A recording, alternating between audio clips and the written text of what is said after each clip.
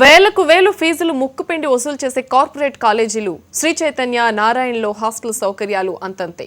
నీళ్లుండవు, కనీస వసతులు ఉండవు. వీటి వల్ల కాలేజీకి రావడం ఆలస్యమైతే పనిష్మెంట్లు అనుభవించాలి. ఫీజు తీసుకునే కళాశాలలు కనీస వసతుల మాటెందుకు పట్టించుకో?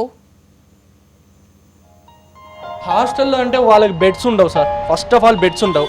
ఒకే ఒక బాత్రూమ్ ఉంటుంది, వాటర్ ప్రాబ్లం ఉంటుంది, ఫుల్గా ఉంటుంది. వాళ్ళకి అసలు ఏమీ ఉండదు. అక్కడ పొద్దున 4కి లేపేస్తారు. పొద్దున్న లేచినప్పటి నుంచి చదువు చదువు చదువు చదువు చదువు అలా వారం మొత్తం చదువు. మాకు డేస్ కాలేజ్ కన్నా అప్పుడప్పుడు సండేస్ అన్న లీవ్ దొరుకుతాయి. వాళ్ళకి అసలు లీవ్ అనేది దొరకదు సార్. వాళ్ళ పాపం ఇంకా చాలా నరకం అనుభవించుంటారు.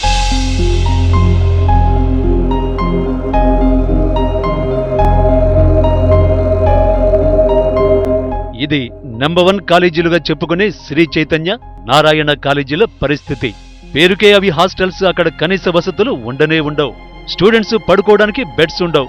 100 మంది స్టూడెంట్స్ కి ఒక్కటే బాత్రూమ్. టైంకి స్కూలు లేదా కాలేజీకి చేరాలనుకునే స్టూడెంట్స్ ఒకే ఒక బాత్రూమ్ తో ఎలా తెమలగలరు? ఆ బాత్రూమ్స్ లో కూడా నీళ్ల కొరత ఉంటుంది. ఈ ఇబ్బందులన్నీ అధిగమించి స్కూలు లేదా కాలేజీకి కాస్త లేటుగా వెడితే అంతే సంగతులు. పనిష్మెంట్లతో వేపుకు తింటారు. అక్కడి నుంచి క్లాసులో పెర్ఫార్మెన్స్ వరకు, హోంవర్క్ చేయడం వరకు, టెస్టుల్లో రాణించడం వరకు అన్నీ ప్రతి క్షణం ఒత్తిడే. రేపటి రోజు తలుచుకొని భయంతో నిద్ర కూడా పట్టదు. ఈ ఒత్తిడే ఇంతింతయ్యన్న రీతిలో పెరిగి విద్యార్థి ఆరోగ్యంపైన, మానసిక స్థితిపైన పడుతోంది.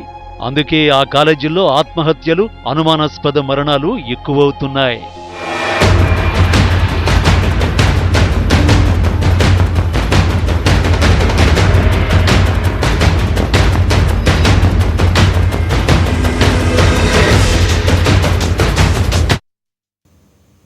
కార్పొరేట్ కాలేజీల ధనదాహంపై కర్నూలు జిల్లా వాసి న్యాయ పోరాటానికి దిగాడు. కార్పొరేట్ కలరింగ్ వెనుక జరుగుతున్న భాగోతాలని బయటపెట్టేందుకు 3 ఏళ్లుగా పోరాడుతున్నాడు. ఆర్ఏఓ నుంచి రాష్ట్రపతి వరకు అందరికీ ఫిర్యాదులు చేశాడు. అయినా ఫలితం లేకపోవడంతో కోర్టును ఆశ్రయించాడు. కాలేజీ యాజమాన్యం, పోలీసులు, అధికారులు బెదిరించినా ఊరుకోలేదు. చట్టాలపై అవగాహన కోసం ఏకంగా తానే న్యాయ విద్యను అభ్యసిస్తున్నాడు. లక్షలు వెచ్చించి మరీ కార్పొరేట్ కాలేజీలపై సమరం సాగిస్తున్నాడు.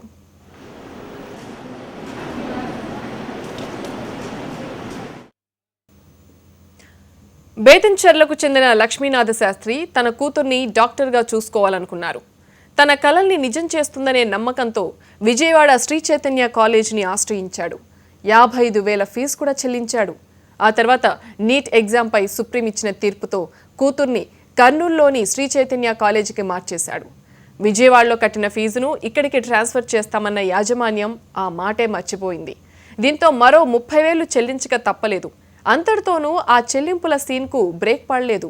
కాసుల వేట సాగిస్తున్న కాలేజీ యాజమాన్యం సెకండ్ ఇయర్ మళ్లీ ఫీజు కట్టాలని ఒత్తిడి చేసింది. విజయవాడలో కట్టిన డబ్బులున్నాయని చెప్పినా వినిపించుకోలేదు. దీంతో తప్పనిసరి పరిస్థితుల్లో మరో 15,000 చెల్లించాడు. అయినా ఊరుకోలేదు. మిగతా డబ్బు కట్టాల్సిందేనని పట్టుబట్టారు. ప్రశ్నిస్తే ఏకంగా పోలీసుల్ని రప్పించి మరీ ఆ విద్యార్థిని ఇంటికి పంపించేశారు. దీంతో గత్యంతరం లేని పరిస్థితుల్లో ఆమె తండ్రి లక్ష్మీనాథ శాస్త్రి కోర్టు మెట్లెక్కాడు. కర్నూలులోని శ్రీ చైతన్య కాలేజీ ప్రమాణాలు పాటించడం లేదని, అసలు ఈ కాలేజీకి అనుమతే లేదంటున్నారు లక్ష్మీనాథ శాస్త్రి. యాజమాన్యం ఇంటర్ బోర్డును సైతం శాసిస్తోందని చెప్తున్నారు. ఈ ఇష్యూలో తాడో పేడో తేల్చుకుంటానని అంటున్నారు.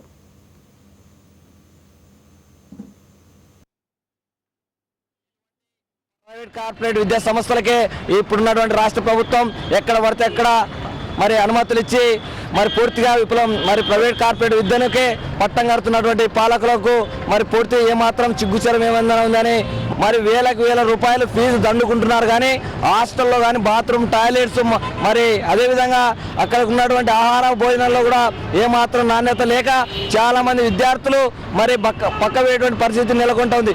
మా కాలేజీలో అయితేనే, మా స్కూల్లో అయితేనేమి మంచిగా ఉన్నాయి, పెద్ద ర్యాంకులు వస్తున్నాయని చెప్తూ, మాయమాటలు చెప్తూ గ్రామాలు తిరిగి పిల్లలని స్కూల్లోకి, కాలేజీలోకి చేర్పించడం జరుగుతుంది. అదేవిధంగా స్కూల్లో, కాలేజీలో చేర్పించిన తర్వాత లక్షలు దన్నుకొని లక్షలు ఫీజు వసూలు చేసుకొని లాస్ట్కి తీరా స్కూల్లో, కాలేజీలకు వెళ్ళిన తర్వాత నెల రోజులకి, 2 నెలలకే పరిస్థితులు బాగలేవని చెప్పి పిల్లలు మాకు ఇంటికి రావడం జరుగుతుంది. అటు విద్యార్థి సంఘాలు సైతం కార్పొరేట్ కాలేజీలపై మండిపడుతున్నాయి.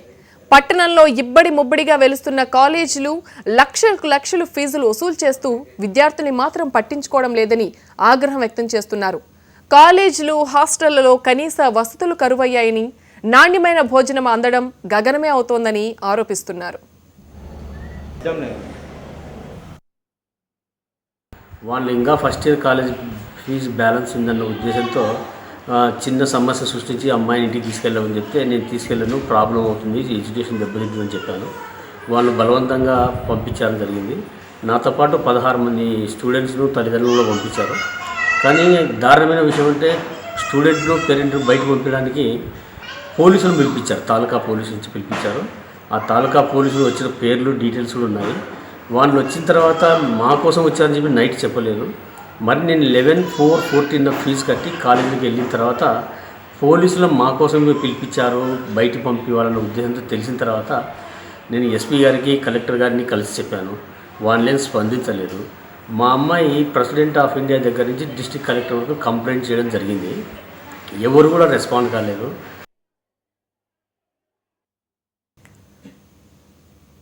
కార్పొరేట్ కాలేజీల ధనదాహంపై కర్నూలు జిల్లా వాసి న్యాయ పోరాటానికి దిగాడు. కార్పొరేట్ కలరింగ్ వెనుక జరుగుతున్న భాగోతాలని బయటపెట్టేందుకు 3 ఏళ్లుగా పోరాడుతున్నాడు. ఆర్ఏఓ నుంచి రాష్ట్రపతి వరకు అందరికీ ఫిర్యాదులు చేశాడు. అయినా ఫలితం లేకపోవడంతో కోర్టును ఆశ్రయించాడు. కాలేజీ యాజమాన్యం, పోలీసులు, అధికారులు బెదిరించినా ఊరుకోలేదు. చట్టాలపై అవగాహన కోసం ఏకంగా తానే న్యాయ విద్యను అభ్యసిస్తున్నాడు. లక్షలు వెచ్చించి మరీ కార్పొరేట్ కాలేజీపై సమరం సాగిస్తున్నాడు.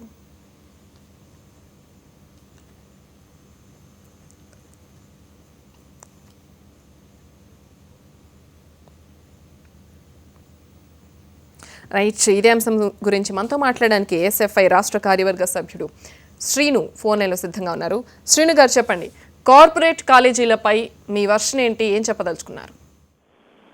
ముఖ్యంగా కార్పొరేట్ కాలేజీలు నారాయణ, శ్రీ చైతన్య కానీ ఎట్లా ఉన్నాయంటే కేవలం వాళ్ళ డబ్బుల కోసమే కళాశాలలు నడుపుతున్నట్టుగా ఉంది. ఎందుకంటే మన కర్నూలు జిల్లాలో చూసుకుంటే దాదాపు నారాయణ, శ్రీ చైతన్య కాలేజీలో 7,000 మంది దాకా అడ్మిషన్లు, అంటే హాస్టల్లోనే 7,000 మంది విద్యార్థులు జాయిన్ అయ్యారు. వాళ్ళని కేవలం యంత్రాలుగా, అంటే ర్యాంకులు తయారు చేసే యంత్రాలుగా మాత్రమే చూస్తున్నారు. కానీ వీళ్ళు మనుషులు, విద్యార్థులు, వీళ్లకు మనసు అనేది ఉంది, లేదంటే వీళ్ళు స్వేచ్ఛను కోరుకుంటారు అనేది ఏమాత్రం ఆలోచించడం లేదు. ఈరోజు చూసుకుంటే అయితే టౌన్కు దూరంగా నారాయణ, శ్రీ చైతన్య హాస్టల్ పెట్టి అక్కడికి విద్యాధికారులు కానీ, విద్యార్థి సంఘాలు కానీ వెళ్లకుండా, వాళ్ళకి కనీసం నిద్ర, రెస్ట్ ఏమి కూడా లేకుండా, మానసిక ఉల్లాసాన్ని కలిగించేటటువంటి వ్యాయామం కానీ ఇలాంటివి ఏవి కూడా లేకుండా వాళ్ళని యంత్రాలుగా తయారు చేస్తున్నారు. వీటిపైన గతంలో ఆత్మహత్యలు చేసుకున్నప్పుడు ఇక్కడ జిల్లా ఎస్పీ గారు వ్యాయామం కంపల్సరీగా ఉండాలని చెప్పినప్పటికీ కూడా వాటిని ఏమాత్రం పాటించకుండా కేవలం వాళ్ళని యంత్రాలుగా, అంటే వాళ్ళ పైన ఒత్తిడి చేసి ర్యాంకులు సాధిస్తే ఆ ర్యాంకులను చూపించి వారు బిజినెస్ గా తయారు చేసుకోవడానికి కార్పొరేట్ విద్యా సంస్థలు ప్రయత్నిస్తున్నాయి. వీటిపైన విద్యాశాఖ అధికారులు ఈరోజు చూసినట్టయితే ముఖ్యమంత్రి స్టేట్మెంట్ ఇచ్చారు. ఈరోజు పేపర్లో చూస్తే స్వేచ్ఛమైనటువంటి విద్యను అందించే విధంగా ఏపీ ఉండాలని చెప్పేసి, ముఖ్యంగా మీ మంత్రివర్గంలో నారాయణ విద్యా సంస్థల విద్యార్థులు ఏ విధంగా ఉన్నారో ముఖ్యమంత్రి గారు ఒక్కసారి ఆలోచించాలని చెప్పేసి మేము ఐఎస్ఎఫ్ గా డిమాండ్ చేస్తున్నాం. రైట్ శ్రేణు గారు, థ్యాంక్ యూ. అయితే ఇదే అంశంపై మనతో మాట్లాడడానికి ఒక పేరెంట్ చైతన్య గారు ఫోన్ లైన్లో సిద్ధంగా ఉన్నారు. చైతన్య గారు చెప్పండి, మీరు ఎలా ఫీల్ అవుతున్నారు కార్పొరేట్ కాలేజీలో ఎడ్యుకేషన్ పట్ల?